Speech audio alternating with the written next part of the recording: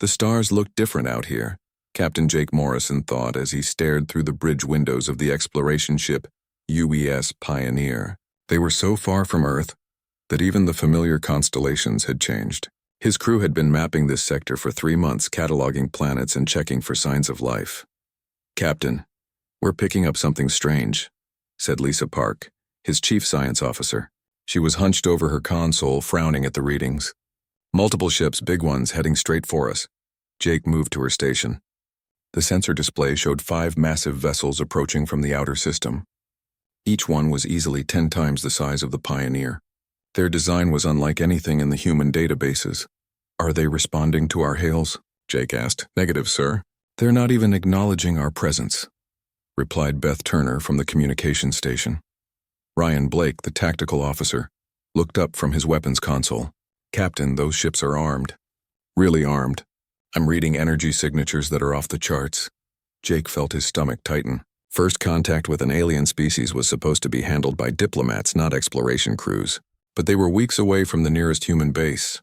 "All stop," Jake ordered. "Power down weapons and raise shields to minimal. Let's not look threatening." The alien ships moved closer, their hulls gleaming like polished metal. Strange symbols covered their surfaces and energy fields danced around their weapon ports. They formed a perfect formation around the Pioneer, surrounding the human ship completely. "Incoming transmission," Beth announced. "Put it on screen." The view screen flickered, then showed the interior of an alien bridge. The creature that appeared was tall and thin with pale blue skin and 4 arms. Its eyes were solid black, and when it spoke, its voice was cold and harsh. "I am Admiral Vextar of the Zephyrian Imperial Fleet. Your vessel has entered territory claimed by the Zephyrian Empire. You will surrender immediately and submit to our authority." Jake stepped forward. "I am Captain Morrison of the United Earthship Pioneer. We're on a peaceful exploration mission. We had no knowledge of your territorial claims. Perhaps we can discuss this diplomatically." The alien's expression didn't change. "There is nothing to discuss. You are a primitive species that has wandered into space beyond your understanding. Your surrender is not a request. It is a command." "We represent the Human Colonial Alliance," Jake said, trying to keep his voice steady. "We have settlements in over 40 star systems. If you're interested in establishing relations." 40 systems? Admiral Vextar made a sound that might have been laughter. "We have conquered 17 star systems, each more advanced than your entire species. We have weapons that can crack planets and shields that can turn away any attack. Your pitiful ships are nothing compared to our might." Jake felt anger rising in his chest. He looked around at his crew. Lisa was pale but determined. Ryan's hand hovered near the weapons controls. Beth was recording everything, making sure their last moments would be transmitted back to Earth. "Admiral, we don't want conflict," Jake said, "but we won't simply surrender our freedom to threats." "Your freedom?" The alien leaned forward. "You speak of freedom while floating helplessly in space, surrounded by my fleet. Your weapons cannot penetrate our shields. Your engines cannot outrun our ships. You have no choice but to submit." "There's always a choice," Jake replied. Admiral Vextar's 4 arms moved in what looked like a dismissive gesture. "Very well. We will demonstrate the futility of resistance. Your research station in the next system will serve as an example. Watch as we show you the price of defying the Zephyrian Empire." The transmission cut off. Jake spun toward Beth. "Get me a line to Research Station Delta 7. Emergency priority." "I'm trying, sir. But the aliens are jamming our long-range communications." "Captain," Ryan said urgently, "the alien fleet is moving. They're heading toward the Delta 7 system at high speed." Jake clenched his fists. Delta 7 was a small research outpost studying stellar formations. 300 scientists and their families lived there, working on projects that might benefit all of humanity. "They had no weapons, no defenses. Can we beat them there?" he asked. Ryan shook his head. "Not even close. Their ships are twice as fast as ours." Jake stared at the view screen as the alien ships accelerated away, leaving the Pioneer alone among the stars. He knew what was about to happen, and he was powerless to stop it. 6 hours later, they received the automated distress signal from Delta 7. It lasted exactly 37 seconds before cutting off to static. Jake sat in his command chair, staring at the empty screen. Around him, his crew worked in silence, processing the horror of what they had just witnessed. 300 innocent people dead because he had refused to surrender. "Sir," Beth said quietly, I'm detecting a transmission from the alien fleet. It's directed at us and put it through. Admiral Vextar appeared on screen again. This time, there was something that looked like satisfaction in those black eyes. Your research station has been eliminated, the alien said. This is the fate that awaits all who resist the Zephyrian Empire. When we return to your space in force, remember what you saw today. Surrender, and your species will be allowed to serve. Resist, and you will share the fate of those scientists. Jake stood up slowly. He looked directly into the alien's eyes and spoke with a voice as hard as steel. You want to know what I think, Admiral? I think you just made the biggest mistake in your species' history. You killed innocent people to make a point. You think that makes you strong? You think that scares us? He stepped closer to the screen. Every word came out clear and cold. Let me give you some free advice, Admiral Vextar. Turn your ships around. Go back to whatever hole you crawled out of. Forget you ever saw humans. Because if you come for us, if you bring war to our worlds, you won't be fighting scared researchers or unarmed explorers. Jake's voice dropped to barely above a whisper, but every word carried the weight of absolute certainty. You want war? Then you've chosen death. The alien stared at him for a long moment. Then Admiral Vextar laughed, a harsh sound that echoed through the bridge. Primitive creatures making primitive threats, the alien said. We will return in 30 of your days with the full might of the Imperial fleet. Pray to whatever gods you worship that your leaders are wiser than you. The transmission ended, leaving the Pioneer alone in the darkness of space. Jake turned to his crew. Set course for Earth, maximum speed. Sir, Lisa asked, what do we tell them when we get home? Jake looked out at the stars one more time, thinking of the families who would never return from Delta 7. We tell them the truth, he said. We tell them war is coming. The emergency session of the Global Assembly had been going for 6 hours. President Helen Carter stood at the podium, watching as representatives from every nation and colony argued about humanity's response to the Zephyrian threat. The large screen behind her showed the final transmission from Research Station Delta 7. 37 seconds of terror before the signal died. We need to evacuate the outer colonies, Senator Williams from Mars was saying. Get everyone back to the core systems where we can protect them. And then what? Demanded Representative Chen from the Europa Mining Consortium. Hide behind Earth's defenses and hope they leave us alone? Helen raised her hand for silence. The room gradually quieted as 300 of humanity's leaders turned their attention to her. The question isn't whether we can defend ourselves, she said. The question is whether we're ready to show them who we really are. In the back of the room, General Marcus Webb nodded slightly. He knew what she meant. They all knew. 20 minutes later, Helen was in the secure briefing room beneath the assembly building. Around the table sat the heads of every major military and intelligence organization in human space. General Webb activated the holographic display, showing a map of known space with red markers indicating Zephyrian positions. The enemy fleet consists of approximately 800 vessels, Webb began. Based on the sensor data from Captain Morrison's encounter, their technology is advanced but not impossible to counter. More importantly, they're overconfident. Admiral Kevin Stone, commander of the Sol Defense Force, leaned forward. How long do we have? Captain Morrison estimates 30 days before their main fleet reaches our territory. But we've been tracking unusual activity in the outer systems. They're already moving supply ships and scout formations into position. Dr. Amanda Foster, Director of Advanced Research Division, activated her tablet. Project Ragnarok is ready for deployment.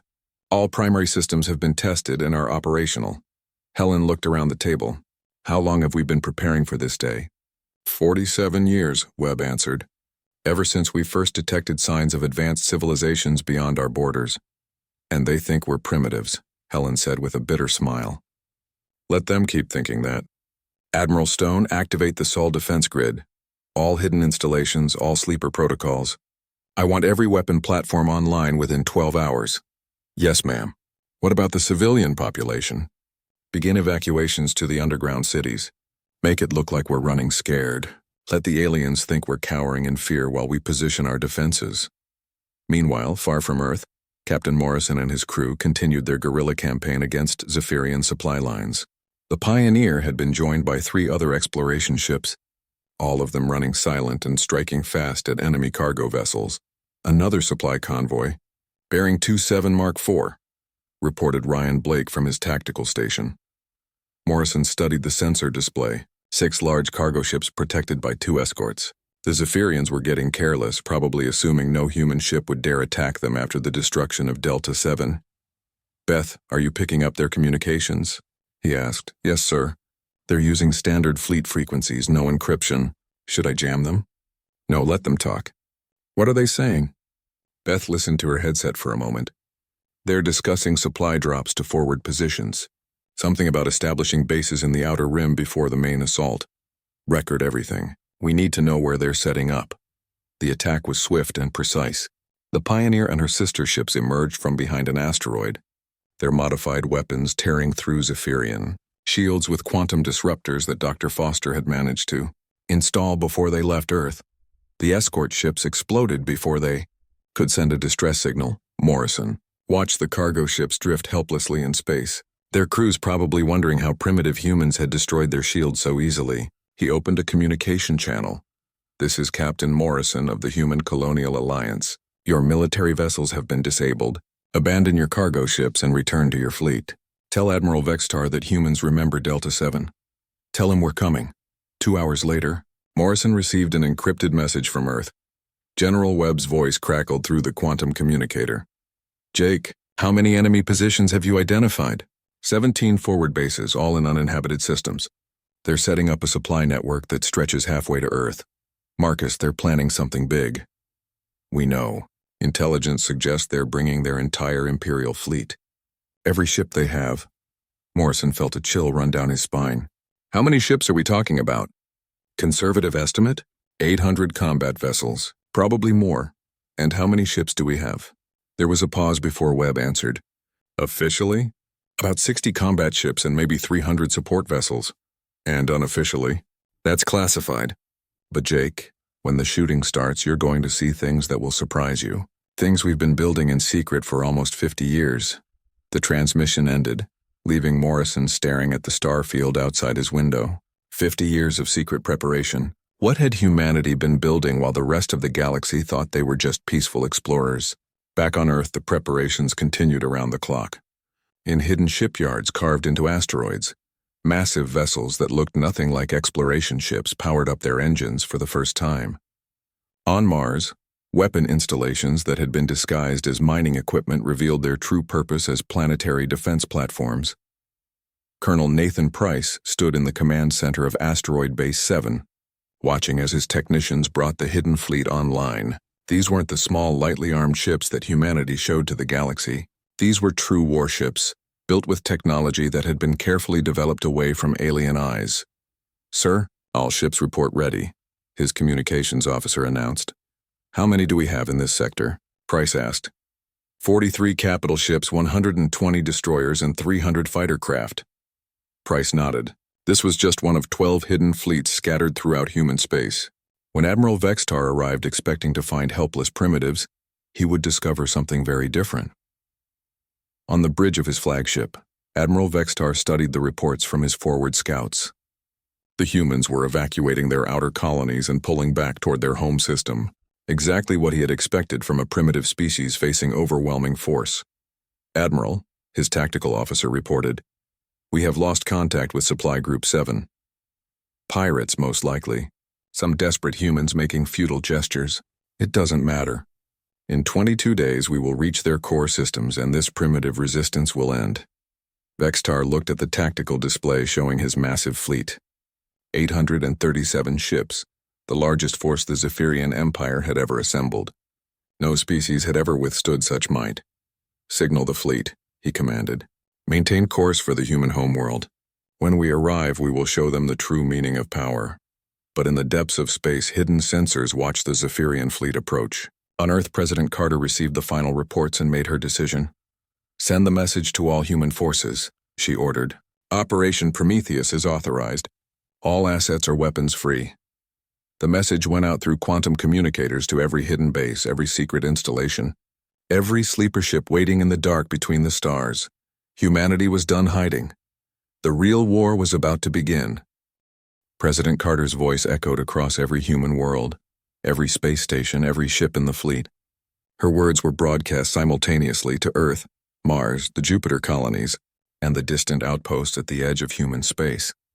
My fellow humans, we face a choice that will define our species for generations to come. An alien empire has attacked our people, murdered our civilians, and demands our surrender.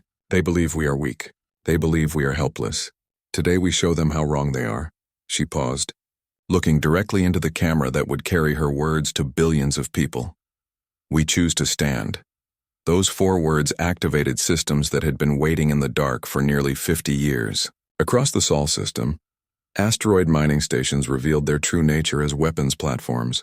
Hidden doors opened on the surface of Mars, exposing massive railgun batteries that could strike targets millions of miles away.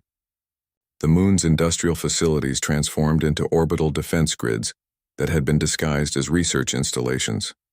Admiral Kevin Stone stood on the bridge of the UES Defiance, humanity's most advanced warship and one of the best-kept secrets in known space.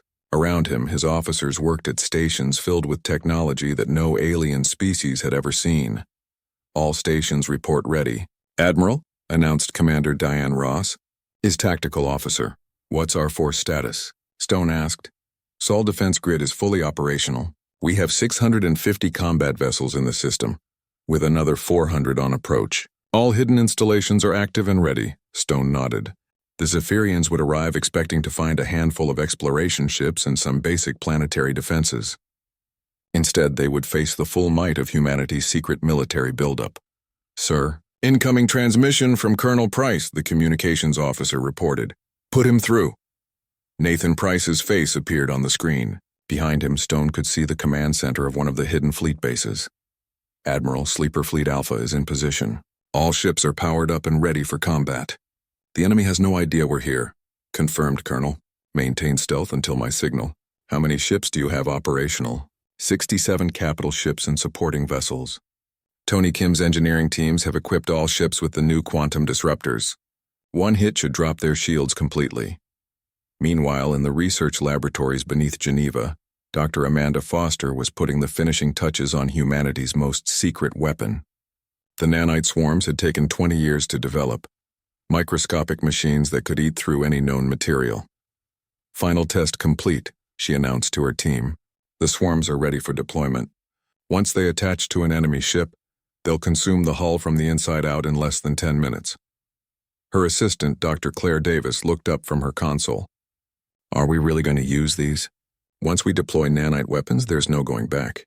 Every species in the galaxy will know we have them. Foster stared at the test results on her screen. The nanites were terrifying weapons, capable of destroying entire fleets if deployed correctly. But the Zephyrians had started this war by murdering civilians. They chose this path when they destroyed Delta 7, she said quietly. Now they get to live with the consequences. 3 days before the expected arrival of the Zephyrian fleet, Captain Morrison and his small task force intercepted another enemy transmission. This time it wasn't a supply convoy. It was Admiral Vextar himself, leading a scouting force to assess human defenses. Captain, Beth Turner called from her station. I'm reading 5 ships. One of them is massive, probably their flagship. Morrison studied the sensor display. This was his chance to send a message directly to the alien commander. Ryan, do we have any of those new torpedoes Dr. Foster sent us? 3 quantum torpedoes, sir.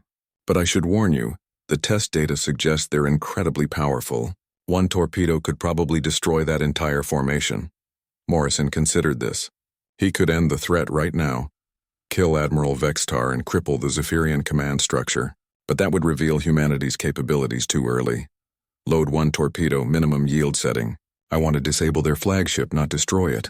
The attack came without warning. One moment Admiral Vextar was reviewing intelligence reports about human defensive positions. The next moment his flagship's shields were collapsing under the impact of weapons that shouldn't exist. Damage report, he shouted as his ship shuddered from secondary explosions. Sir, our shields are gone. Main engines offline. I don't understand how primitive weapons could penetrate our defenses. Vextar stared at the tactical display showing the small human ship that had attacked them. It was the same exploration vessel from their first encounter, but now it was moving with speed and agility that seemed impossible. Open a channel to that ship, he commanded. Jake Morrison appeared on the view screen, and Vextar was surprised to see that the human looked completely calm. Admiral Vextar, Morrison said. I told you to turn around and go home. You didn't listen. How did you penetrate our shields? Vextar demanded. Your species doesn't have that technology. Morrison smiled, but there was no warmth in it. You really don't know anything about us, do you? You see our exploration ships and think that's all we have. You attack research stations full of scientists and think that makes you warriors. You are primitives. Your entire fleet consists of lightly armed survey vessels. Our exploration fleet, yes. But Admiral, did you really think that was our only fleet? Before Vextar could respond, his sensors detected something impossible. Space around his disabled flagship was filling with ships. Not the small exploration vessels he expected, but massive warships that had appeared from nowhere. Colonel Price's voice came through the communication channel. Admiral Vexistar, you are surrounded by elements of the human defense force. You have two options. Retreat immediately, or we will demonstrate exactly how primitive our weapons really are. Vextar looked at his tactical display in disbelief. 60 human warships had materialized around his small fleet, ships that his sensors hadn't detected until they powered up their weapons. These weren't converted civilian vessels. These were purpose-built instruments of war. This is impossible, he whispered. Where did these ships come from? Morrison's voice answered him. We've been building them for 50 years, Admiral. While you were conquering weak civilizations, we were preparing for the day someone would threaten our home. Every asteroid mine, every research station, every colony in our space was designed to serve a dual purpose. You're bluffing. No species could hide a fleet this size.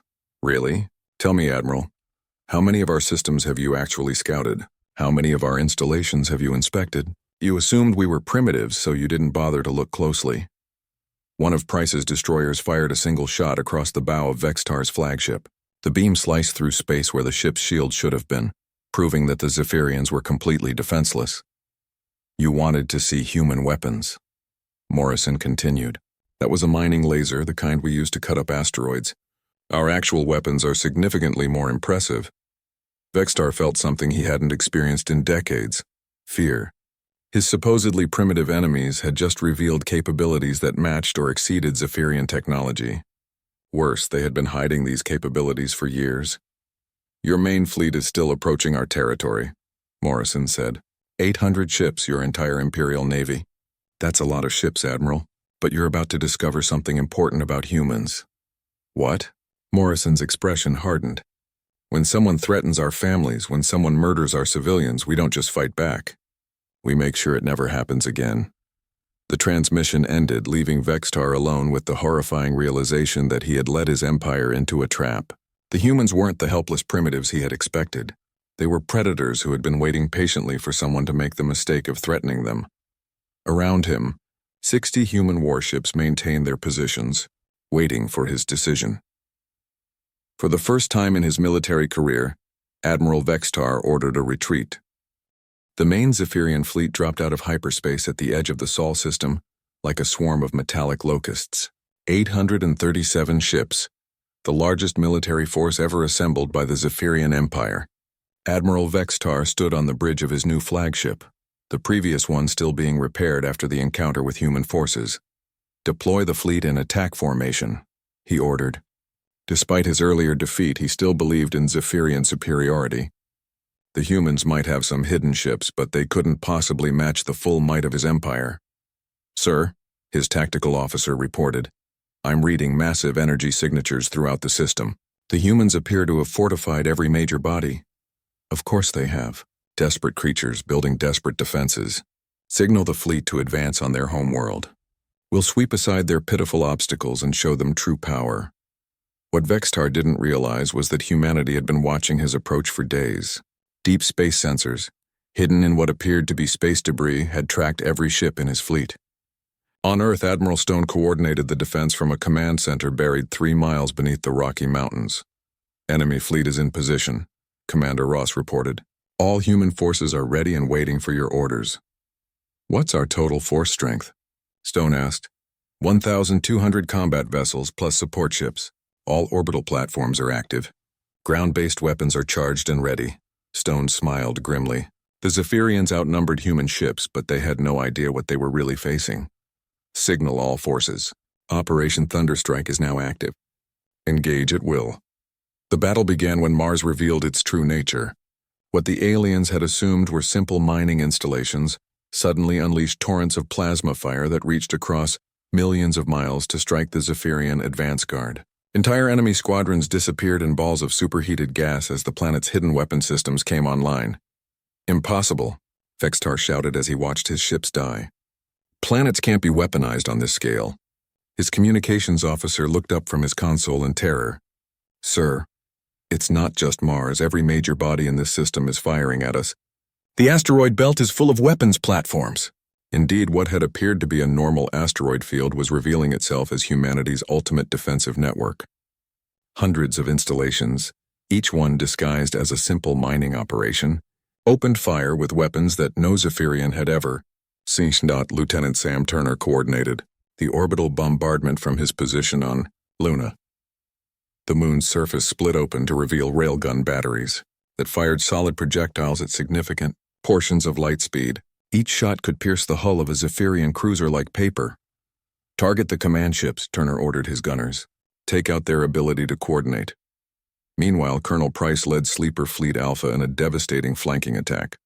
His ships had been hiding in the outer system, powered down and invisible to enemy sensors. Now they struck from behind, their quantum disruptors tearing through Zephyrian shields as if they didn't exist. All ships, focus fire on their heavy cruisers, Price commanded. Don't let them get close to Earth. The Zephyrian fleet found itself fighting on multiple fronts simultaneously. Every direction they turned, more human ships appeared. Vessels that looked like cargo haulers suddenly deployed weapons that could gut a battleship. Civilian stations revealed themselves as military bases with firepower that exceeded anything in the Zephyrian arsenal. Captain Morrison led a squadron of modified exploration ships in hit-and-run attacks against the enemy flanks. The Pioneer had been upgraded with every advanced system Dr. Foster could install, turning it into a weapon of surgical precision. Ryan, target their flagship's communication array, Morrison ordered. Let's see how well they fight when they can't talk to each other. Firing quantum torpedo, Ryan replied. The weapon streaked across space and detonated against Vextar's ship, severing its connection to the rest of the fleet. But the true horror began when Dr. Foster deployed her nanite swarms. Thousands of microscopic machines, invisible to sensors, drifted through space until they made contact with Zephyrian hulls. Then they began to eat. Sir? A Zephyrian engineer screamed into his communicator. Our ships are dissolving. Something is consuming the hull from the inside. Admiral Vextar watched in terror as ship after ship in his fleet simply came apart, their hulls eaten away by weapons that worked at the molecular level. This wasn't warfare as the Zephyrians understood it. This was something far more terrible. All ships retreat, he ordered. Pull back to minimum safe distance.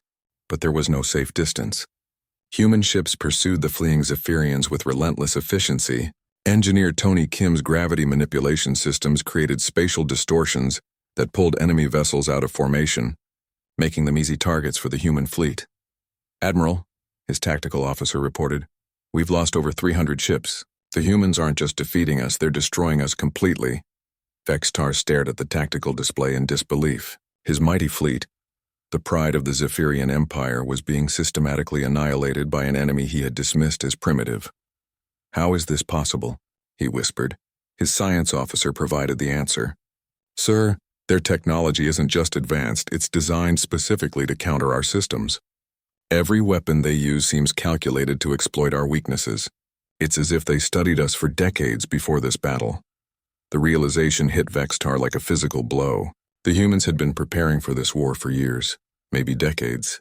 While the Zephyrian Empire had grown complacent in its conquests, humanity had been studying, learning, and building weapons designed to defeat them. In desperation, Vextar gave the order that sealed his fate: deploy the planet-killer missiles, target their homeworld directly.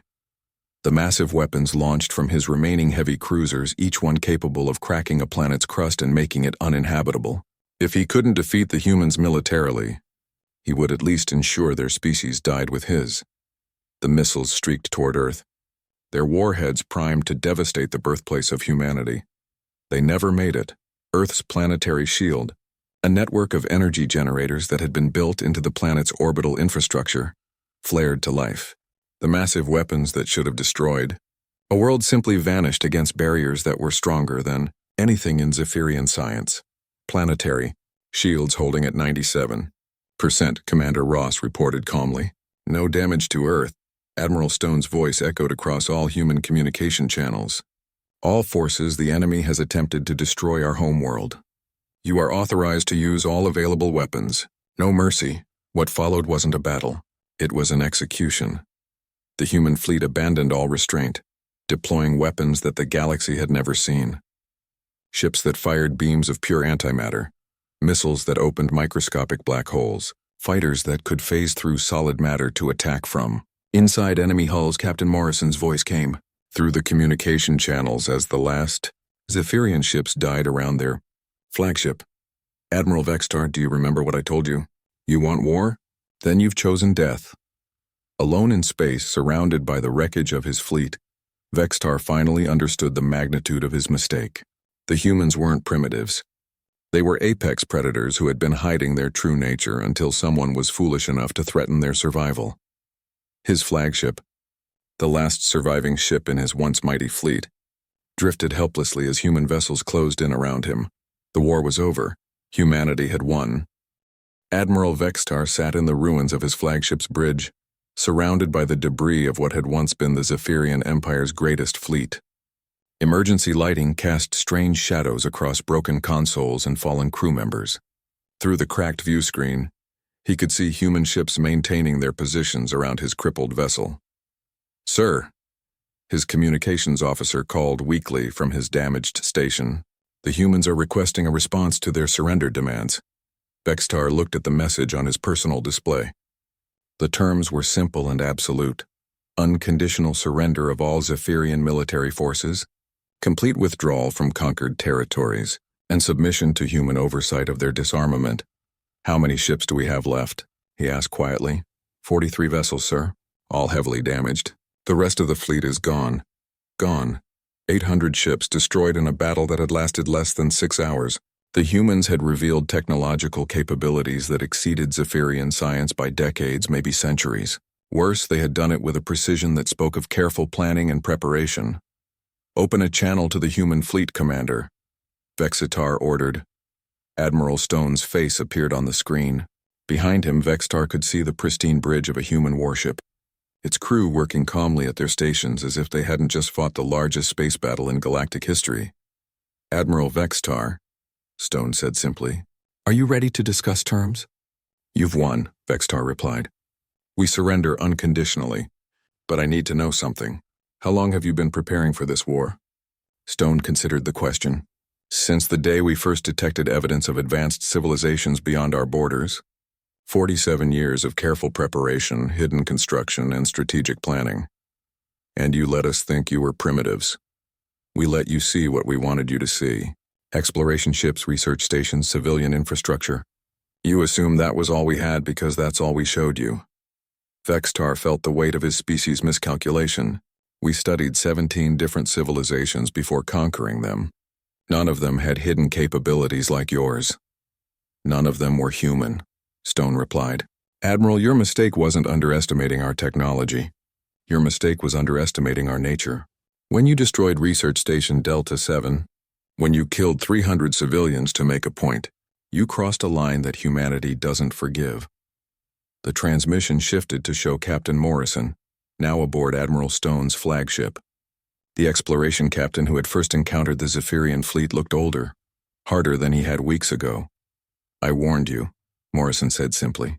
"I told you what would happen if you brought war to our worlds. You chose not to listen." Within hours, human ships began appearing throughout Zephyrian space, not the massive fleets that had fought at Sol, but smaller task forces carrying a message that no alien civilization could mistake. Colonel Price led the assault on the Zephyrian homeworld's orbital defenses.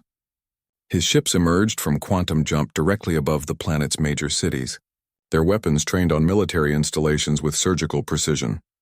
"This is Colonel Price of the Human Defense Force," he broadcast on all frequencies. "Your fleet has surrendered. Your military is defeated. Stand down all weapons and prepare for inspection." The planetary defense network didn't even attempt to resist. Word had already reached the homeworld about the complete destruction of their Imperial fleet. The humans had demonstrated capabilities that made resistance pointless. On the planet's surface, billions of Zephyrians watched as human ships systematically disabled every military installation in their star system. But unlike the Zephyrian conquests, no civilian targets were touched. The humans made a clear distinction between military and non-combatant objectives. Dr. Foster accompanied the inspection teams that examined Zephyrian weapons technology. What she found confirmed her worst fears about the alien empire's nature. These aren't just military weapons, she reported to Admiral Stone. They have biological agents designed to target specific genetic markers. They were planning genocide, not just conquest. Tony Kim led the teams that dismantled the Zephyrian war machine piece by piece.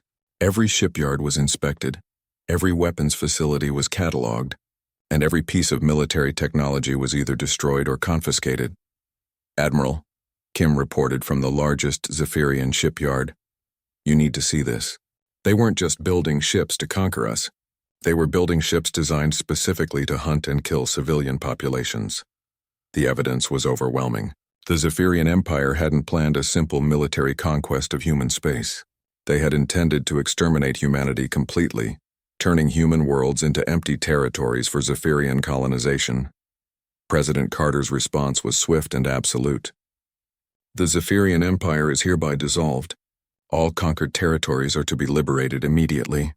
Any Zephyrian military personnel who resist this process will be treated as war criminals."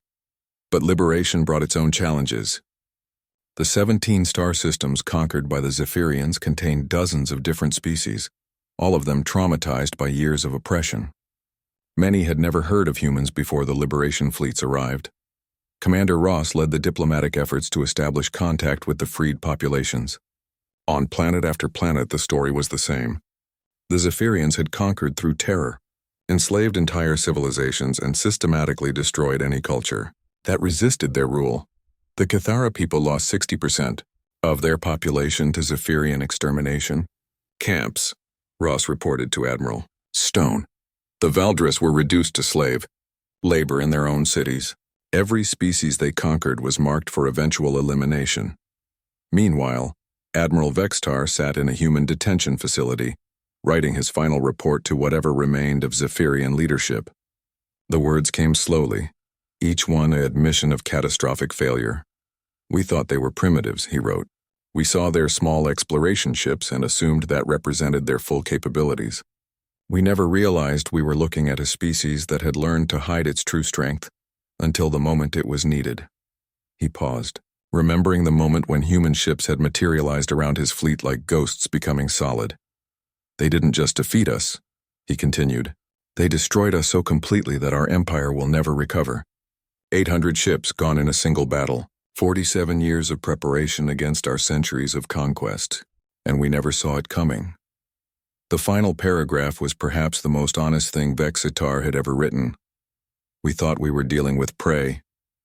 Instead, we had awakened a sleeping predator. The humans gave us every chance to avoid this war. They warned us, they negotiated with us, they even tried to establish diplomatic contact. When we chose violence instead of peace, we sealed our own fate." 6 months after the Battle of Sol, President Carter stood before the newly formed Galactic Council, addressing representatives from dozens of species that had been liberated from Zephyrian rule. "Humanity didn't seek this war," she said. "We were content to explore, to learn, to build peaceful relationships with our neighbors. But when someone chooses to threaten innocent people, when someone decides that conquest is preferable to cooperation, they force us to respond." She looked directly at the few remaining Zephyrian delegates, survivors of their empire's collapse. "Let this be a lesson to any species that considers aggression against peaceful civilizations. We offered the Zephyrian Empire friendship.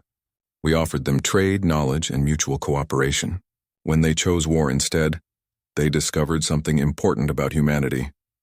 Her voice carried across the chamber with quiet authority. "When you threaten our families, when you murder our civilians, when you bring war to our worlds, you're not just fighting humans. You're fighting a species that has spent thousands of years perfecting the art of warfare. We don't just defend ourselves. We make sure the threat never rises again." The chamber fell silent as the implications of her words sank in. "The choice is always yours," President Carter concluded. We offer peace, cooperation, and friendship to any species willing to accept it. But for those who choose war," she paused, her expression hardening. "Well, you've seen what happens to those who choose war with humanity." In the back of the chamber, a young diplomat from a recently liberated world raised her hand. "President Carter, what happens now? How do we prevent another empire like the Zephyrians from rising?" Carter smiled, and for the first time, it was a warm expression rather than a cold one. "We build something better. We create a galaxy where cooperation is rewarded and aggression is met with united resistance. And if anyone else decides they want to test humanity's resolve," she shrugged. "Well, they know where to find us." The message was clear. Humanity had revealed its true capabilities to the galaxy, not as conquerors but as guardians. Any species that chose peace would find humans to be valuable allies, but any species that chose war would learn the same lesson the Zephyrians had learned. When you threaten humanity, you don't just choose war, you choose death.